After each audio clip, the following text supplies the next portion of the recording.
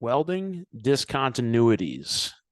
So in this slideshow, we're going to talk about discontinuities. And a discontinuity is essentially an imperfection in the weld. It can be caused by a wide variety of things, whether it could be from the welder themselves, metal preparation, metallurgical imperfections in the welding process. There's a lot of different ways a discontinuity can happen. And there's also quite a variety of different different discontinuities. And what we're going to do on this slideshow is we are going to talk about a majority of those different discontinuities and how they happen and how to prevent such of that happening. All right, so a discontinuity. A discontinuity is an interruption of the typical structure of a material, such as a lack in its mechanical, metallurgical, or physical properties. Essentially, it is something that is present in the weld that was not intended to be there. So this may be a discontinuity is an imperfection in the weld, right? So it's something that is in the weld, whether it be an imperfection in the weld from technique or metallurgically an imperfection in the weld that we can visually see, or through non-destructive testing or destructive testing, we can determine that there was a discontinuity there, and that was not intended to be there. So it's an imperfection in the weld that's not supposed to be there. So when I am looking at welds, when I'm looking at a weld, I am looking for discontinuities. And what we're going to talk about is a variety of different discontinuities, and we're going to discuss each one so you can see that and identify those on your own. All right, so the different discontinuities that we are going to cover are listed here on the slide. Concavity, convexity, excessive weld reinforcement, incomplete penetration, incomplete fusion, overlap, undercut, arc strikes, slag inclusion, spatter, tungsten inclusion, and porosity, right? So we're going to go through each one of these discontinuities. I'm going to talk about each one specifically, how to visually see it, how to correct it, why would that be happening specifically in that weld, give you some troubleshooting ideas, and so you can make those corrections and not have those discontinuities, because a discontinuity is not good for welding, right? Now there is in code specifically, there's a little bit of tolerance for a handful of these discontinuities that are listed. Specifically some more than others. Some there's zero tolerance whatsoever. But let's just go through it and identify it, and I'll talk about more each one as we go through it. So before I get too far into down a rabbit hole. All right, so concavity and convexity. All right, concavity. All right, it says cave, so that's how I remember is concavity. What's going on is the weld is not reinforced properly, so it's a weaker throat. So concavity and convexity is determined from toe to toe. So we go bottom toe and top toe. There's a theoretical or kind of a line here that goes from toe to toe, and we can determine if it's concave or convex. Concave is going to be a weaker weld, more susceptible to cracking, and versus a convex weld, it's going to be a little bit stronger, less likely to crack, but there is such things as excessive convexity and excessive concavity. All right, so excessive convexity. All right, we can see our throat, All right, so this line right here is the throat of our weld, from our theoretical throat, from the center point here to this line, because this is going from toe to toe. So there's code for this, and we're not going to get too much into code and exact measurements for convexity. But I want you to know that if you see an excessive amount of convexity, an excessive amount past that theoretical line, that is technically excessive convexity, and it's too much of a good thing, essentially. You want a little bit of convexity, but not that much, not excessive. All right, excessive concavity is the opposite of convexity. So we have our theoretical line right here from our two toes. So our weld, if we want to not to be classified as concavity, it's got to be the throat has to reach here, right? So it's not. So this is a concave weld because it is caving underneath that theoretical line. One thing with concavity and concave welds is they're going to be weaker and more susceptible to cracking, especially at the crater of a weld, so the end of the weld. It could not be reinforced quite enough, and that could be susceptible to cracking, called crater cracking. And crater cracking happens a lot in aluminum. So here's actually an example of a aluminum weld, and at the end of the weld, there's this crater, and it's not filled in. It doesn't have enough material, weld material, welded on the end of that weld, end of that crater, and that is going to possibly cause a crack, and that's called a crater crack. And that's going to be where it's going to start to crack, and that crack can lead to a crack that runs all the way down this weld, right? So as this picture shows, crater crack started, goes all the way down the weld, right? And this was caused by an excessive reinforcement of that crater. And concavity can do essentially the same thing, right? In excessive weld reinforcement causing weakness in the weld, causing a weak weld that is susceptible to cracking and breaking. Okay, next one, excessive weld reinforcement. Excessive weld reinforcement is an excess quantity of weld required to fill a joint, causing high stress concentrations at the toes of the weld, and it is caused by poor technique.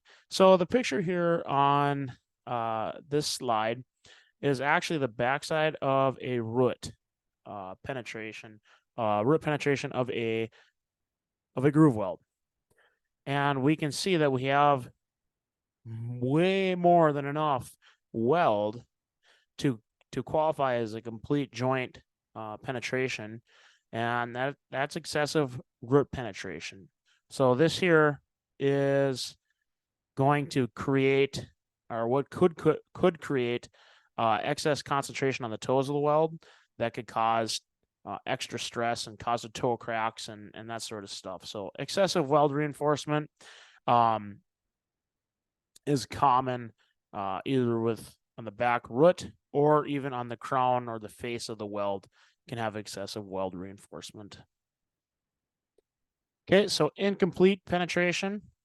So on a groove weld, if we're trying to have complete joint penetration and we don't obtain that, that would be incomplete penetration. So it is a condition on which weld metal does not extend through the joint of the weld, caused by improper setup of the weld joint or improper welding techniques. When doing butt welds, all right, complete joint penetration butt welds. This is the most common thing that students struggle with when starting doing complete joint penetration butt welds. And it's because there's a couple different things that's going on that's causing this. That number one thing could be technique. They're not having that leading edge of the puddle, digging down into that root, not getting enough penetration. It could simply be from running the welder too cold. Those are all things that can cause incomplete joint penetration. And incomplete joint penetration would be if we're welding our groove weld, right? And that weld is not getting outside the back of that weld. That is incomplete penetration. Incomplete fusion.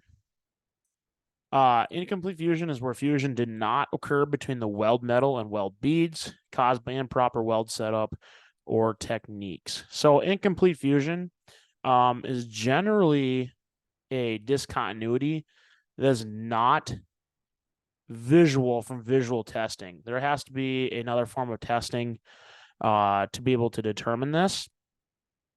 This can be a non-destructive test, or it can be a etching test, a macro etching test, where the weld is cut and is prepped, and there's like an etching chemical that's put on it, and you can see a little bit of the fusion of the weld nugget with the base metal. But this is a weak weld. It's incomplete fusion.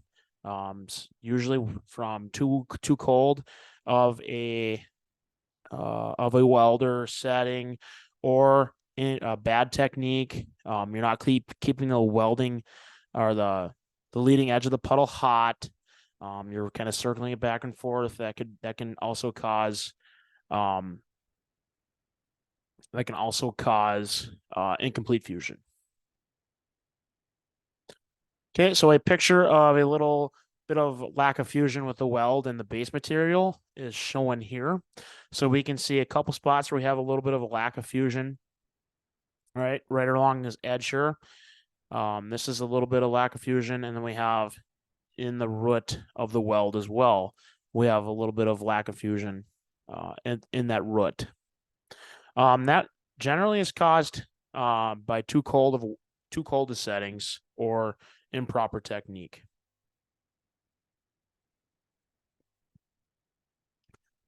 Overlap. Overlap is unfused weld metal beyond the weld toe or weld root. So for this slide, I'm just going to talk about the weld overlap on the weld toe. So overlap is essentially any material or weld, I should say, that is not fused to the base metal, right? So one good way of looking at this is, if on this picture here to the left, if I were to take a 90-degree angle or a 90-degree ruler or a straight edge, right, and I have 90 degrees to this base plate, right? If I'm getting anything overlapping or cold rolling, and we're not getting complete penetration or proper fusel to that weld, that base material, all right, that is overlap. All right, this is also very common. It is from improper techniques and too cold of a setting. All right, so we can see in this picture here, we have some overlap. It's incomplete fusion on the toe of the weld.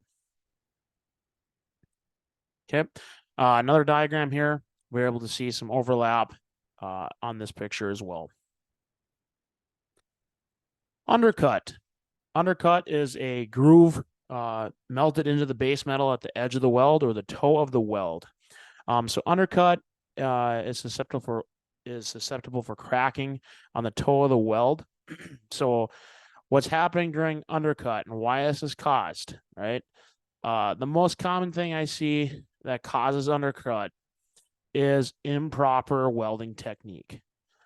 Bad angles, essentially. Specifically a lot with stick welding. If the rod is at too steep of an angle, that arc will kind of dig out the base metal and create what's called undercut. So once again, undercut is parts of the base metal that are cut out by the toe of the weld. This is not acceptable. That is a major discontinuity. All right, if this was a weld that was going to be on something structural, that would need to be ground out and rewelded. That is a major structural issue. Okay, so a side view of undercut. So this was a T-weld that was cut, polished, and etched.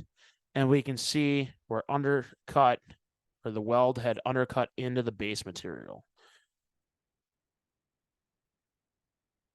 Okay, so undercut can not only does it happen in fillet welds, fillet welds are laps and tees, and it can also happen in groove welds, right? So we can get undercut on the face of a weld of a groove, or we can get it on the toes of the base material of a fillet weld. So here's just a couple examples of locations, or common locations where undercut can happen.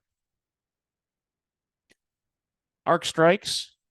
Arc strikes are when an arc is struck to the base material away from the weld joint, causing potential sites for cracks to start. So the easiest way to prevent arc strikes is quite simply controlling the rod when you're stick welding. This is very common in stick welding, is controlling the rod before you're ready to weld, right? Generally, this is not something that happens in GMAW or MIG welding. This is more related to SMAW or shield metal arc welding or stick welding. This is for striking the rod away from the material, away from the weld joint. That is an arc strike. What happens when you strike the arc on the base material is you're creating a potential site for cracking to start. All right, slag inclusions. This is probably the second most common discontinuity, probably either second to undercut or overlap that I see as a teacher for welding is slag inclusions. A slag inclusion is flux from the welding process becoming entrapped in the weld. So, flux. Stick welding uses flux. 6013, 7018.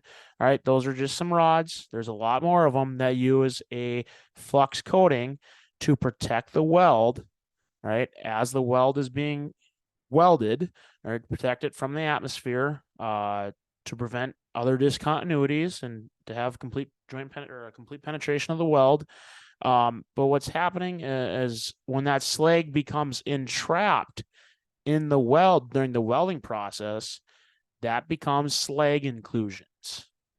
Right? Slag inclusions can cause major structural issues. You can see in both these pictures that slag entrapment in the weld obviously disrupts that weld. Right? It is a clear disruption. It's going to create a weakness. Those wormholes of that slag entrapment is going to cause cracking. It's going to cause a weaker weld. This is generally caused from improper rod angle a lot of times. Probably the second most common cause of slag inclusion is settings, right? Generally too cold. So settings and technique, right? Too steep of a rod angle. It's not being dragged enough, right? You're not keeping that slag back away from your leading edge of the puddle, or too cold of a setting, where that slag can become entrapped. Also, with slag inclusions. Slag inclusions are not only something that happen just visually, they can happen inside the weld too. So an example would be if we're doing a complete joint penetration of a groove weld. We have a root pass. We go through that. Say that root pass is like a 6010 or 6011 open root pass. All right. Now we come back on top of that. Right. We clean it out. We come back on top of some 7018. Right. We don't do a very good job of cleaning all the slag off of that 7018 weld we just put on top of that root pass. We then come back, we weld on top of that weld we just did. We didn't do a very good job of cleaning off. There's some slag entrapment in there. And we finish up this weld, and the top of it just looks beautiful. There's no slag on top of the last one we just did. It's a nice weld. There's no undercut, no lack of fusion. It looks really good. All right. If we were to take this to get x-rayed, we would be able to see that slag inclusion. Right. That slag is entrapped. That's going to cause cracking. That's going to cause that slag. That slag is going to cause the weld to break. Right. A lot of people think that if I have a little bit of slag in there, I can just crank up my heat and I can burn it out with a welder. That does not work. That slag is still in there. It will still be trapped in there. No matter how hot you have that welder set, you're going to have slag entrapment. Right. That is a form of slag inclusions. Right. So one example would be as a destructive test. If we're going to cut our groove weld into 2-inch strips to have a destructive test, to bend test it, and we take that to a bender and we bend that groove weld, right, that will pop out. That slag piece will pop right out and will crack the weld. We'll crack that plate, right? It's pretty amazing how just one little piece of slag can cause a whole weld to fail. That's simply from the welder or the fabricator missing a little piece of slag inside multi-pass welds. Spatter. Spatter is metal particles discharged from the welding process that surround the weld area. So on this example here, or on the picture you can see on this slide, is we have some spatter from a MIG weld. This is caused from improper settings of the welder. Very rarely is it caused from improper technique. It can be caused from improper technique with your electrode too far away, or your MIG gun too far away. But a lot of times, probably more times than not, it is from the settings, right? You have too much wire feed speed to your voltage, or we have our heat turned up too high or too low, and it's going to cause excessive spatter.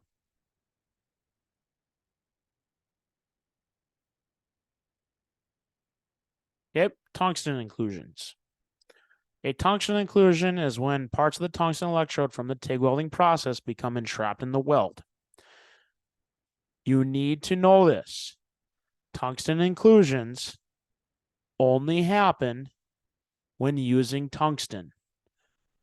The welding process that uses tungsten, right, is TIG welding, tungsten inert gas. You cannot have a tungsten inclusion when using stick welding or wire feed welding. You cannot have it is impossible to have a tungsten inclusion when you are stick welding or using a MIG welder. Tungsten inclusions only happen when you're using tungsten. So a tungsten inclusion is a little piece of that tungsten electrode becomes stuck in the weld and embedded in the weld. It becomes entrapped. Generally, it happens when the electrode is stuck to the base, the weld, and it's broken off. So a lot of times when most people are starting to learn how to TIG weld, they stick the tungsten in the weld a lot. And that's not on purpose. It's just because it's a technique thing. What's happening when that gets stuck in there and it gets broken off, it's leaving tungsten in the weld and creates a tungsten inclusion. This is very hard, almost impossible to see visually, right? This is more or less something that is seen with non-destructive testing that can be determined tungsten inclusions.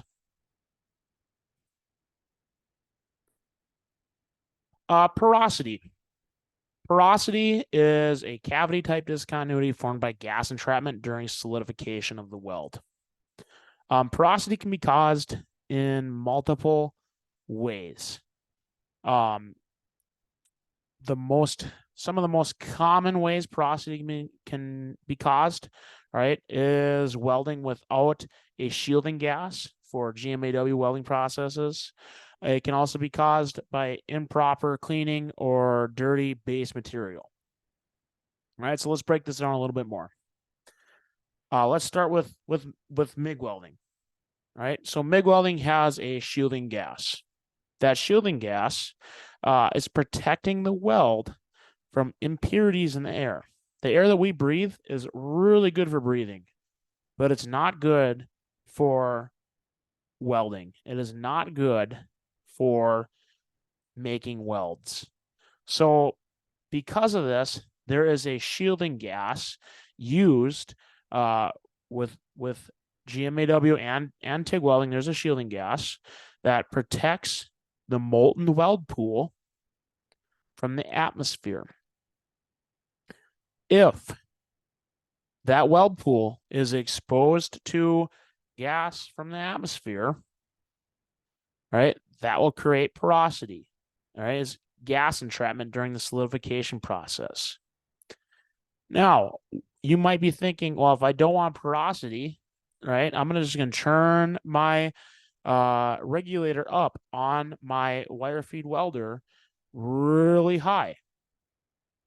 Well, what's going to happen is you are actually, when you turn that up, you see you crank that, when you crank up your regulator on your wire feed welders, let's say you crank it up to, I'm going to use this a number for an example, crank it up to 60, right? What's happening is that gas is going to flow so fast out of your MIG gun, it's actually going to draw in gas from the atmosphere, and it can create porosity, right?